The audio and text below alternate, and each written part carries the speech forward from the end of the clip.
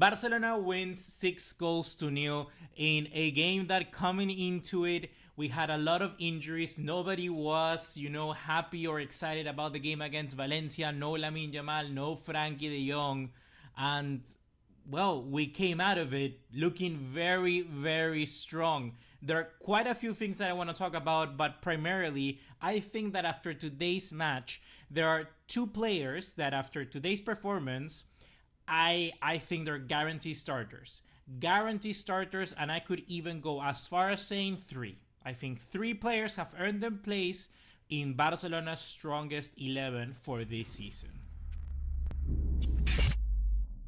What's going on, guys? ¿Cómo están? BugaLuis here. Welcome back to another video here on the channel. And yes, indeed, Barcelona beat Valencia by 6-0 in a game that was, well, very interesting. The goals, they took a while to come in, but as soon as they did, Barcelona just opened up the floodgates, and the reintroduction of some new faces and some players, playing without any pressure, they looked very good. I liked seeing Rooney Bargi in. I liked seeing the return of Marc Bernal. Just seeing our squad getting a little bit bigger, I certainly thought that is very good news for Barcelona to begin with. I think that we do have a lot of profiles that do fit what our team needs, and that's kind of what we wanted to begin with. We needed more players to come in for whenever Lamine Yamal is not there. We wanted a player like a Rashford that could come in and just provide something. We're going to talk about his performance in this game, and we wanted that flexibility in the midfield with a lot of players that can play that double pivot, and I think that we saw that in today's game. So let's talk about it. Let's basically break this game down, starting from where we always do it, from the team selection of Hansi Flick, and there were some very tasty selections today. So Hansi Flick decided to go into today's game with Joan Garcia as the goalkeeper. He's going to be the main starting goalkeeper this season. We have not a shadow of a doubt that that's going to be the case. Jules Koundé as the right back because Eric Garcia was moved as the center back, partnering Pau Cubarsí as the left center back. There was a little bit of an experiment saying that we saw that Cubarsí moved to the right hand side, and maybe there was rumors suggesting that Cubarsí could just remain there, but no. Hansi Flick decided to move Eric Garcia into the center back position and, well, keep Cubarsí on the left, and we had Gerard Martin because, well, Alejandro Valde is unfortunately injured. The two double pivots were Marc Casado and Pedri. Gavi's injured, and Frankie de Jong as well. Next up, we have Marcus Rashford on the left, Fermín López through the middle, and Rooney Bargi through the right, with Ferran Torres as the striker. Of course, I think the name that really pops out here is Rooney Bargi. He recently got, before the international break, the registration for him was completed, so he comes into the side starting his very first game, and let's just break him first down, because I think that Rooney Bargi had a good cameo appearance. I think that he was good for 45 minutes. Certainly the first 20 minutes where Barcelona were really knocking on the door of Valencia, I think he looked really sharp. He had two shots. One of them was blocked and the other one was saved. I think he looked very associative in the sense that he was always trying to look for the collective play, and he has a lot of confidence about him. He carried himself with a lot of confidence. He would get the ball, try to start a 1-2, or basically try to take on his man. He was constantly trying to do that, and I think that you need a lot of confidence to be able to do that, in contrast to other players that we've seen of a similar mold, like a Yusuf Demir, for instance. I think that Rooney Bargi really is coming in and has shown that confidence. He does believe in him, and I think there's a statement that he made in the international break when he was with Sweden, saying that he was very much confident that he was going to play for the first team, that was always on the table. That was never a discussion, so he was never really nervous. So I gotta admit, Rooney Bargi, well done. I think he had a good few minutes, and a lot of you are gonna be saying why maybe he was substituted later on in today's game, and I do think that maybe it's because simply in football there are some sort of hierarchies in the dressing room, like it or not, and Pedri, although he was a captain, it's amazing to see Pedri enter this game as a captain. Raphinha is the only captain that could have come in. You know, is the only other player. Is a player of the stature really that our front line was lacking. If you're looking at our attacking front four of Fermín López, Rashford, Rooney, and Ferran Torres, Raphinha is the only staple name that we could have. And I think that Raphinha coming in would have made a lot of sense for Hansi Flick. He wanted someone a little more clinical, someone who already knows the team. Because if it's true that there's something that Barcelona sort of has been lacking this season so far, for me, has been that associative play. We haven't been looking as sharp as we've had throughout, let's say, last season or even seasons prior. And you could see that in some instances, Rooney Bargy was sort of like, I don't know, he dribbled a little bit too much with it. And maybe the other winger, Rashford in this sense, also had the same. And I'm going to talk about Rashford in just 1 second. But finish on with Rooney. Yeah, I think it made sense for him to come out. First few minutes in, good on him. I know he definitely would have liked to play a little bit more. But Raphinha at the end comes in, and can you really blame the decision from Hansi Flick? He knows the team, he knows what we need, and Raphinha comes in and scores 2 goals. And instant impact from the Brazilian. So, yeah, there's not really much I can sort of comment on that and much more. So, moving on to Rashford, which is the other player that I wanted to comment on. Rashford starts for Barcelona. I think this is the second start in La Liga so far. And for Rashford here, he's playing in the left wing position, left mid position, whatever you want to call it. And the best way to summarize this is that I think that Rashford has a lot of the physical qualities. I think he has the speed, he has the strength, and he's looking sharp. I think the confidence, I think it's getting there. It's getting there to the point where we want Rashford to be.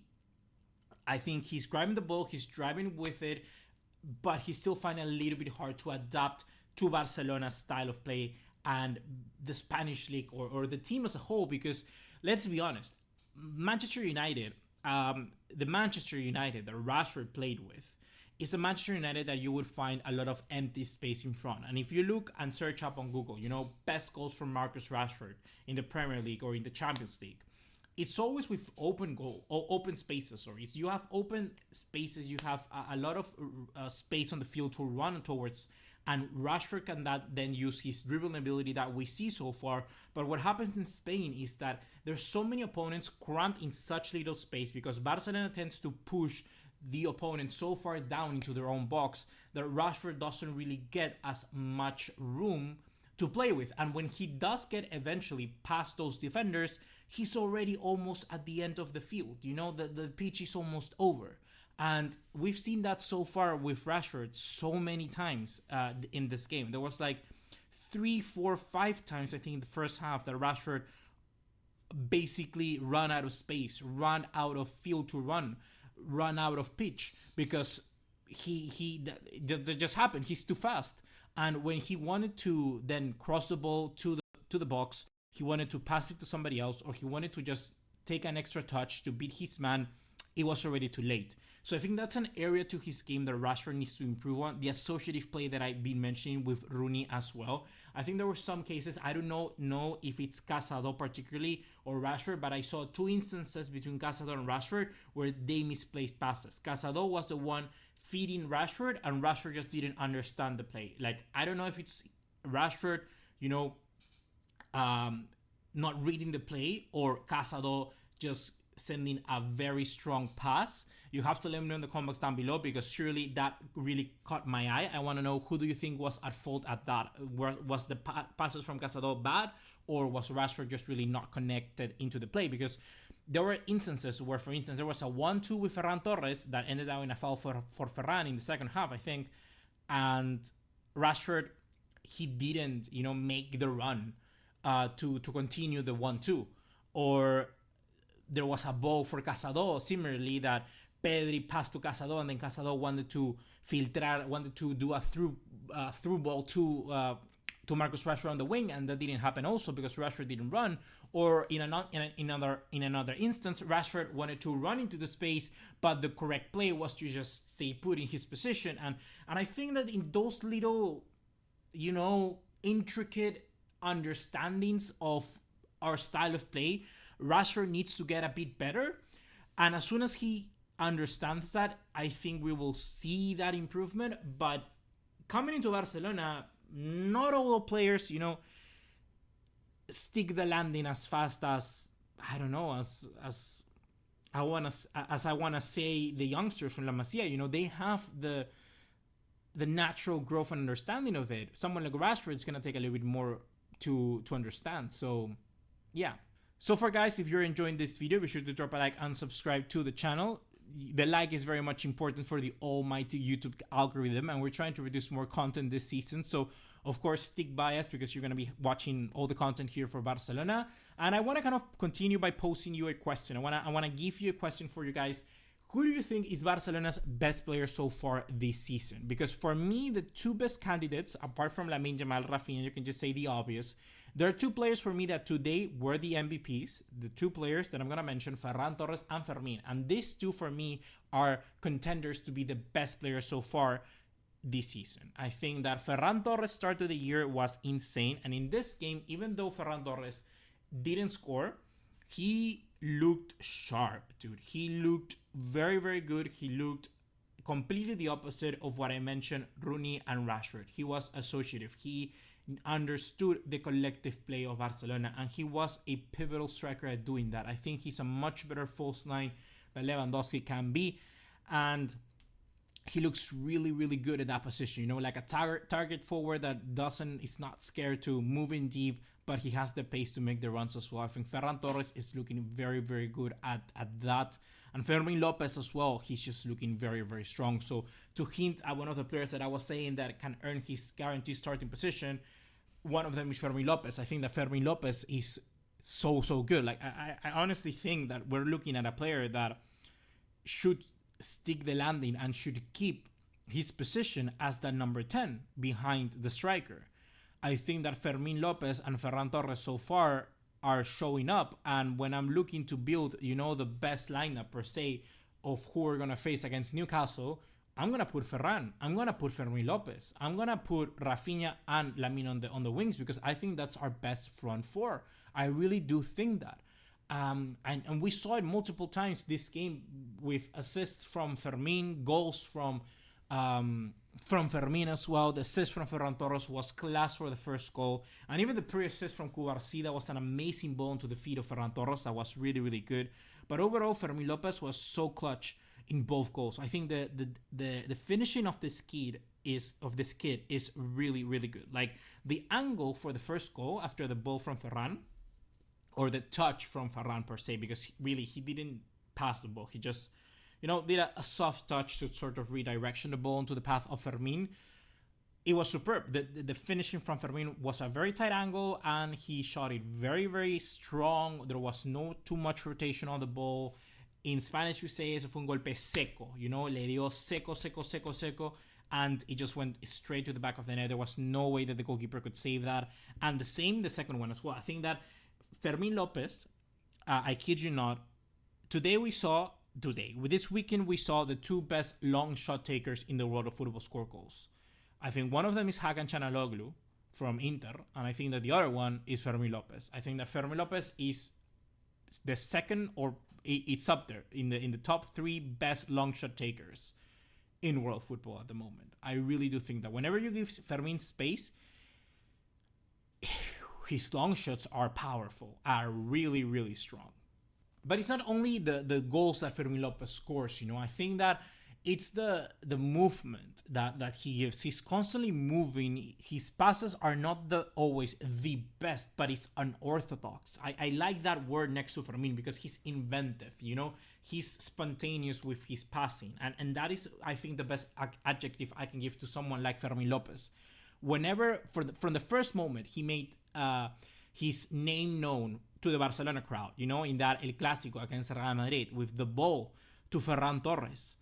It was a tremendous pass in that El Clásico.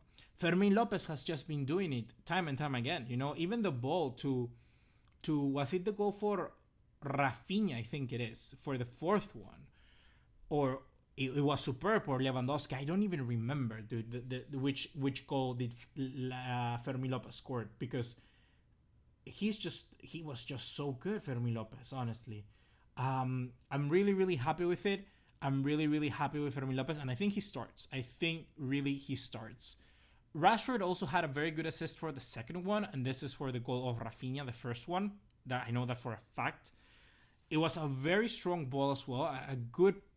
A good sight from Rashford to deliver that onto Raphinha. I think that was very, very nice of him.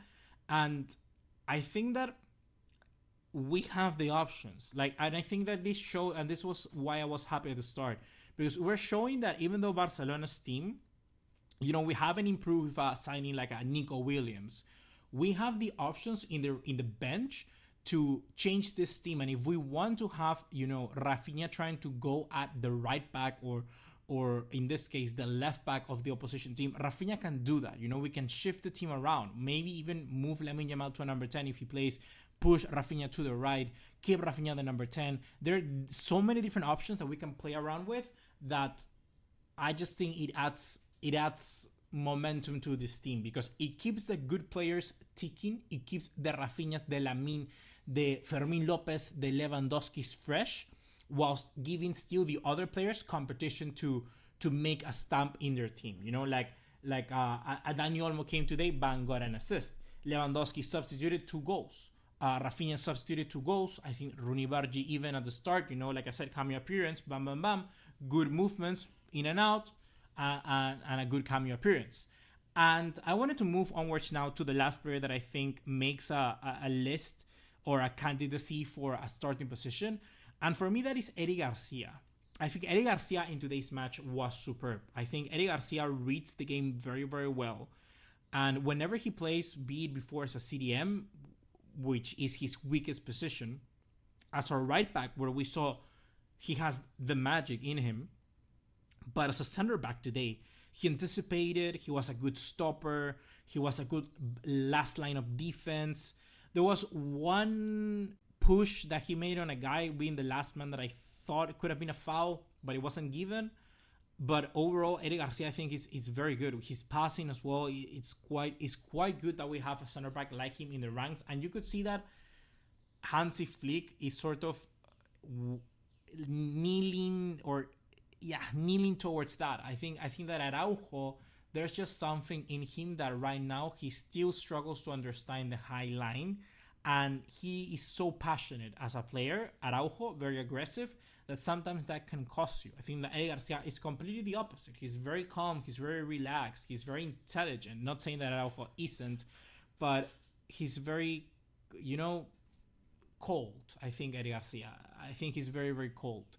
And I think that works with it. And Araujo is the opposite. So I think that Eric Garcia really made his stamp here and could be the partnership that Cubarsí is sort of looking for. I mean, both La Masia graduates, both center backs that if they can grow together, they can be good. And Eric Garcia is in that stage where he's 25, I think, similar to Araujo, where he can be in that prime time and maybe make a stamp and earn himself a position. Would you actually, guys, be in favor of Eric Garcia, sticking with him and getting him to be the starter at Barcelona?